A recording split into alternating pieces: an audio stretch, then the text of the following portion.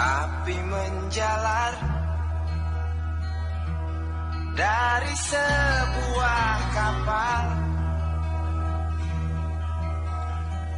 1981. ketakutan. Di hari pertama kapal itu berlayar, yaitu di tanggal 24. Malam itu semua seperti biasa. Awan senja yang mempesona menjadi pemandangan alami untuk para penumpang di kapal itu. Bahkan di malam harinya, ada sebuah acara show di bar kapal yang pada saat itu diisi dengan penyanyi Ida Farida dari band kapal. Ada juga seorang penyanyi bernama Ferry yang kemudian membawakan lagu dengan judul Salam Perpisahan. Yang kemudian, lagu inilah yang dianggap sebagai salah satu keanehan ataupun tanda-tanda tenggelamnya kapal itu. Kapal motor penumpang tanpa Mas 2 malam itu dipacu dengan kecepatan 15 knot. Kapal itu membelah ombak yang saat itu cukup tinggi, yaitu 7 meter sampai dengan 10 meter. Ombak pada bulan Januari memang dikenal cukup tinggi dibandingkan dengan bulan lainnya. Malam itu semuanya masih berjalan tanpa hambatan. Masuk di hari kedua, yaitu di tanggal 25. Ombak di laut rupanya semakin ganas. Bahkan mengutip dari beberapa media, dikatakan bahwa kondisinya sudah seperti badai. Tekanan dari ombak yang bertubi-tubi kemudian membuat beberapa bagian dari mesin mengalami kebocoran. Dan entah bagaimana, akhirnya tiba-tiba menimbulkan kobaran api. Konon salah satu kru yang melihat, api itu berasal dari puntung rokok yang dibuang lewat lubang ventilasi. Melihat api yang mulai membesar, mereka kemudian berusaha memadamkan dengan menggunakan sebuah tabung pemadam portable. Tetapi usaha tersebut gagal. Api sudah terlanjur membesar. Terlebih lagi beberapa bagian dari mesin itu sangat kompleks, sehingga api di celah-celahnya tidak bisa langsung padam. Pada momen ini, sebenarnya para penumpang sudah mulai menyadari adanya asap. Beberapa orang mulai panik, namun ada juga yang tidak menghiraukan. Bahkan beberapa orang malah masuk kamar untuk kemudian tidur istirahat.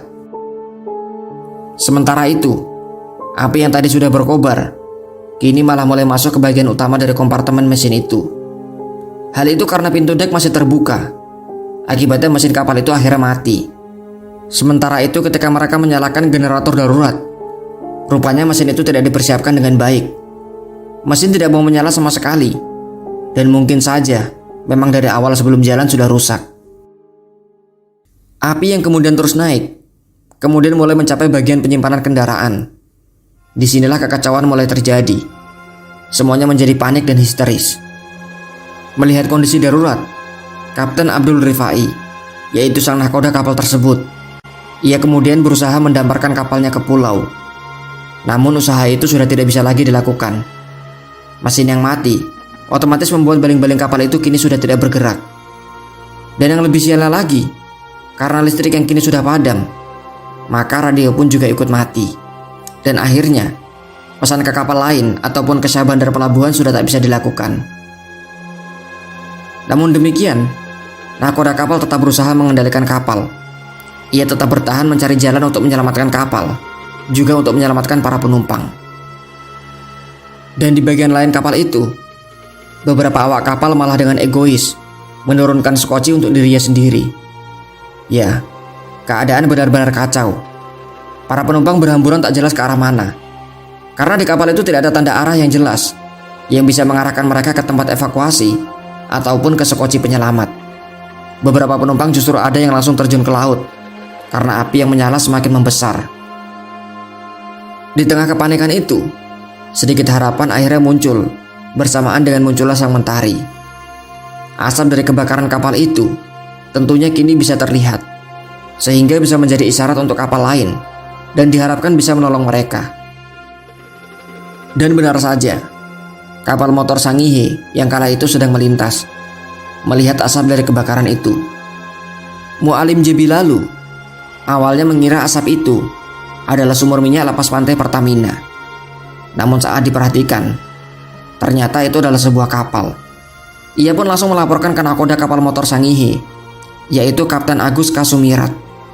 Kapten Agus dengan cekatan langsung menyiarkan pesan menggunakan telegraf untuk menyampaikan nasib dari kapal motor tanpa Mas 2. Yang tak lama kemudian, akhirnya bantuan dari kapal-kapal lain mulai datang. Kapal motor Ilmamui yang pertama kali menyusul untuk evakuasi. Beberapa jam setelahnya juga datang kapal tanker Istana 6, kapal Adiguna Karunia, kapal motor Sengata, dan juga kapal motor Sone.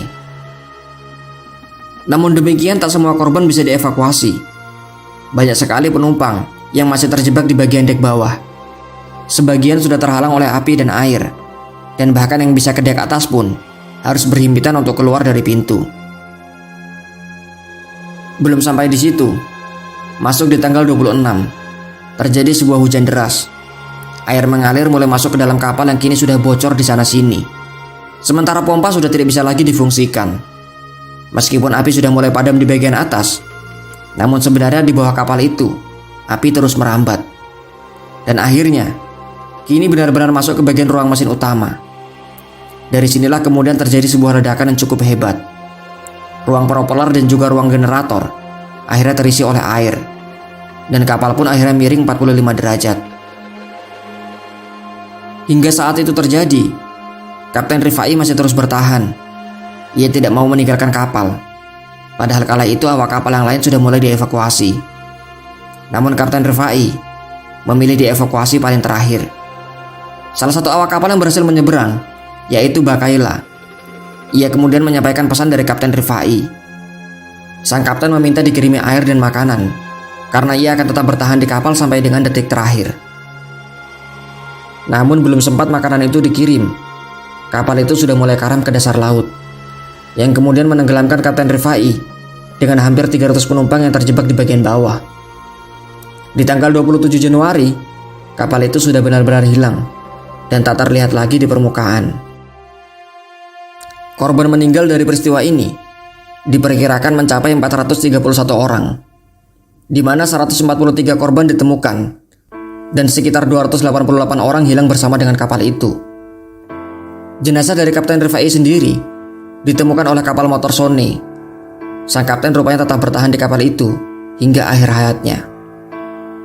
Walaupun korban dari peristiwa ini sangat luar biasa, namun Kapten Rifai dipuji sebagai pahlawan.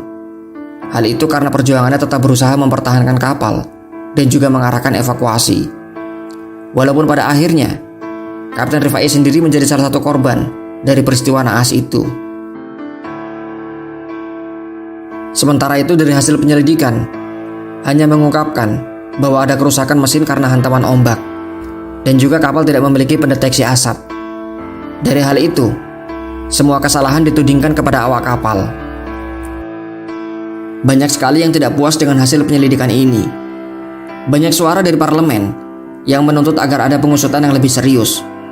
Bagaimanapun, tender pengadaan kapal ini sudah dirasa tidak wajar. Pemerintah Jepang bahkan mengatakan bahwa sebenarnya kapal ini sudah afkir karena sudah beroperasi selama 25 tahun. Yang lebih parah, setahun sebelumnya, yaitu di tanggal 2-13 Juni 1980. Ketika itu kapal menjalani pengujian bersama dengan wartawan dan juga anggota DPR. Mesinnya sempat mogok sampai dengan 4 kali. Bahkan ketika pengujian awal ke ujung pandang, kapal sempat mati sampai dengan 6 kali. Dan yang lebih mengherankan, kapal itu dihargai dengan sangat mahal pada masanya, yaitu 3,6 juta US dollar. Harga mahal tersebut harus dibayar dengan cicilan yang diangsur selama 10 tahun. Jika memang banyak memiliki masalah, entah kenapa kapal ini masih tetap dibeli. Pada akhirnya, kapal ini hanya beroperasi selama 6 bulan sebelum akhirnya tenggelam. Hingga saat ini pun tidak ada pengusutan yang lebih serius terhadap tenggelamnya kapal motor penumpang tanpa Mas 2. Peristiwa ini dikenang sebagai salah satu tragedi paling buruk dalam dunia pelayaran di Indonesia. Dan atas hal ini pula, musisi Iwan Fals bahkan menciptakan lagu untuk mengenang kejadian pilu tersebut. Dan tak hanya Iwan Fals, musisi Ebit juga menciptakan lagu dengan judul Sebuah Tragedi 1981. Juga banyak lagu lain yang diciptakan oleh musisi lain. Berbagai buku ditulis untuk mengkritisi peristiwa naas itu. Bahkan yang cukup menghebohkan, beredar kaset yang isinya adalah jerit tangis para penumpang dari kapal tanpa Mas 2. Namun kemudian terjadi penyitaan besar-besaran terhadap 30.000 kaset yang sudah beredar. Begitu dahsyat musibah ini, Bahkan jenazah korbannya pun ditemukan di berbagai tempat di Sulawesi, yang tentu sangat jauh dari lokasi kejadian. Dan mungkin inilah yang bisa admin ceritakan. Jika ada kesalahan dalam video ini, silahkan tuliskan koreksi ataupun tanggapan lainnya dalam kolom komentar di bawah. Like dan share video ini jika kalian suka. Jangan lupa untuk berlangganan dengan cara subscribe serta aktifkan lonceng notifikasinya. Sampai jumpa kembali di video selanjutnya. Wassalamualaikum warahmatullahi wabarakatuh.